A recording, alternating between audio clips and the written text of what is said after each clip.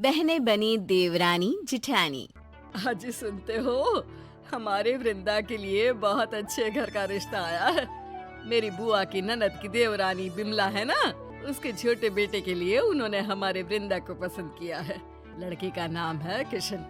अच्छा खासा कमा लेता है और पता है उन्हें सिर्फ संस्कारी बहू चाहिए। और वाह, ये तो बड़ी खुशी की बात है। एक बार वृंदा से भी उसकी मर्जी पूछ लेते हैं, फिर देखते हैं।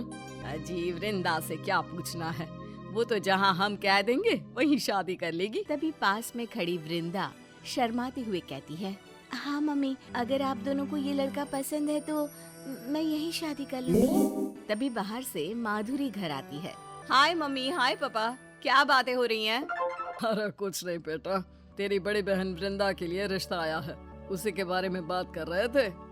वाह, क्या बात है, दैट्स ग्रेट। ये तो बड़ी अच्छी बात है। वैसे आज मैं भी आपको किसी से मिलवाना चाहती हूँ। माधुरी अपने फोन से वीडियो कॉल पर राम से मिलवाती है। मम्मी पापा, इनसे मिलो, ये है राम, मैं इनसे ही शादी करना चाहती हूँ। बेटा, क्या करते हो तुम और परिवार में कौन कौन है तुम्हारे? नमस्ते आंटी, नमस्ते अंकल। मेरे परिवार में मम्मी पापा के अलावा एक छोटा भाई है। वो क्या है ना कि मैंने अपने घर वालों को बता कर रखा था कि मैं शादी अपनी मर्जी से करूंगा, तो इसलिए मम्मी पापा आजकल मेरे छोटे भाई किशन के लिए लड़की देख रहे हैं। तो मैंने सोचा अब मैं भी उनसे अपने रिश्ते की बात कर ही लूं। बेटा, कहीं तुम्हारी मम्मी का नाम बिमला तो नहीं? जी आंटी, पर आपको कैसे पता? क्योंकि हमारे वृंदा के लिए तुम्हारे छोटे भाई का ही रिश्ता आया है बेटा। इस तरह दोनों बहनों की शादी एक ही घर में हो जाती है, लेकिन छोटी बहन की बड़े भाई से और बड़ी बहन की छोटे भाई से। शादी के बाद, अरे माधुरी बहू, जरा मेरे लिए एक कप चाय तो लिया ना। वृंदा प्लीज चाय बना दो ना। लेकिन मैं तो पोछा लगा रही हूँ। अरे मेरी सीरियल बस खत्म होने ही वाली है, अगर अभी उठी ना तो इसकी एंडिंग नहीं देख पाऊंगी। और मम्मी जी को अभी चाय चाहिए, नहीं तो वो नाराज हो जाएंगी। प्लीज बहन बना देना। ठीक है, हाथ धोकर बना देती हूँ चाय। थोड़ी देर में वृंदा चाय बनाकर अपनी सास को देने जा रही होती है कि माधुरी वहाँ आ जाती है और उसके हाथ से चाय की ट्रे ले लेती है। वृंदा, तू ये चाय मुझे दे दे, मैं दे आऊंगी मम्मी जी को। तुझे पूछा भी तो लगाना है ना, अब मैं तेरे लिए इतना तो कर ही सकती हूँ। जा तू आराम से सफाई कर ले। अरे वृंदा, माधुरी, जरा यहाँ आओ। जी मम्मी जी, आपने बुलाया मम्मी जी? बहू, हमें पड़ोस के सत्संग पे जाने का न्योता आया है, तो मैंने वहाँ जाने के लिए कुछ साड़ियाँ पसंद की है। वृंदा, एक काम करो, बाजार से इनके ब्लाउज से मैचिंग लेस ले आना और लगा देना। और माधुरी, तुम जरा इन सब साड़ियों पर फॉल लगा देना और शाम को मुझे दिखा देना। सत्संग कल ही है। ठीक है मम्मी जी।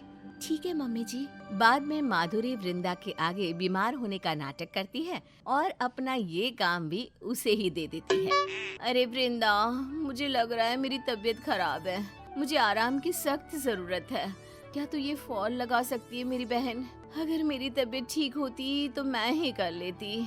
ठीक है ना माधुरी, मैं ये कर दूंगी, लेकिन पहले मुझे बाजार जाकर ब्लाउज के लिए लेस लेकर आना है। मैं आकर कर देती हूँ ये सब, ठीक है? तू आराम कर। बेचारी वृंदा को अपना और माधुरी दोनों का काम करना पड़ता है और घर की बाकी काम सो अलग। शाम को, अरे वृंदा, माधुरी, मेरा बताया काम हो गया हो तो यहाँ ले आओ, जरा देख तो लूँ एक बार मैं भी। वृंदा लेस लगे हुए ब्लाउज और फॉल लगी हुई साड़ियाँ अपनी सास को दिखाने ले जा रही होती है कि वृंदा रुक ना, मैं भी आ रही हूँ। तू एक काम कर, ये साड़ियाँ मुझे दे दे। तू अकेले कितना सामान उठाएगी? लेकिन तेरी तो तबीयत खराब है ना, तू आराम कर, मैं दे देती हूँ। अब मैं पहले से बेहतर महसूस कर रही हूँ। हाँ कोई बात नहीं, मैं ये कर लूंगी। हाँ। फिर दोनों बहनें बिमला को सामान देकर वहाँ खड़ी हो जाती हैं। अरे वाह, तुम दोनों ने तो बड़ा ही अच्छा काम किया है। अरे माधुरी बहू, मैं नहीं जानती थी कि तुम इतनी अच्छी फॉल लगा लेती हो। अब से मैं अपनी सभी साड़ियों की फॉल तुमसे ही लगवाया करूंगी। वृंदा बहू, कुछ सीखो अपनी जिठानी से। इसी तरह कई महीने बीत जाते हैं। वृंदा अब प्रेग्नेंट हो जाती है और अपनी सास से मायके जाने की बात करती है। मम्मी जी, एक खुशखबरी है, अब दादी बनने वाली हैं। सच बहू, ये तो बड़ी खुशी की बात है। अरे माधुरी बहू, जरा फ्रिज में से मिठाई तो ले आना। लीजिए मम्मी जी। लेकिन बात क्या है, आज किसी का जन्मदिन है क्या? अरे नहीं नहीं, तू ताई और मौसी बनने वाली है, मैं दादी बनने वाली हूँ, बस यही बात है। कांग्रेचुलेशंस वृंदा। अब तू बता, तू हमें खुशखबरी कब सुनाएगी? इतनी जल्दी नहीं मम्मी जी, मेरी तो फिगर ही खराब हो जाएगी।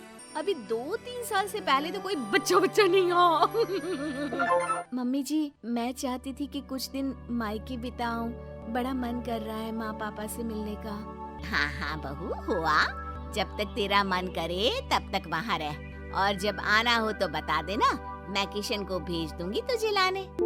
वृंदा को अपने मायके में पूरा आराम मिलता है और साथ साथ अपनी माँ की सलाह और देखरेख भी, जो इस वक्त उसके लिए बहुत जरूरी थी। ऐसे ही कुछ दिन बीत जाते हैं और वृंदा को माधुरी का फोन आता है। हाँ माधुरी, क्या हाल है तेरा? अरे मेरा तो हाल बुरा है, तू तो वहाँ मजे कर रही है और यहाँ घर का सारा काम मुझे करना पड़ रहा है। जब से तू गई है मैं अपना फेवरेट सीरियल भी नहीं देख पाई, पूरा दिन बस काम काम काम। 2 मिनट बैठो, तो मम्मी जी को कभी चाय चाहिए, कभी पापा को अखबार चाहिए। अरे सुबह उठ के काम करो तो पता ही नहीं चलता कि रात कब हो गई। तभी माधुरी को उसकी सास आवाज लगाती है। आज जी मम्मी जी आई। अच्छा वृंदा, मैं बाद में बात करती हूँ, अभी बहुत काम बाकी है मेरे। अरे बहू, कहाँ रह गई थी? सारा दिन बस फोन पर लगी रहती हो। अरे कुछ काम भी करेगी कि नहीं? रसोई में इतने सारे बर्तन झूठे पड़े हैं, दोपहर के खाने का कोई अता पता नहीं। करती क्या हो पूरा दिन?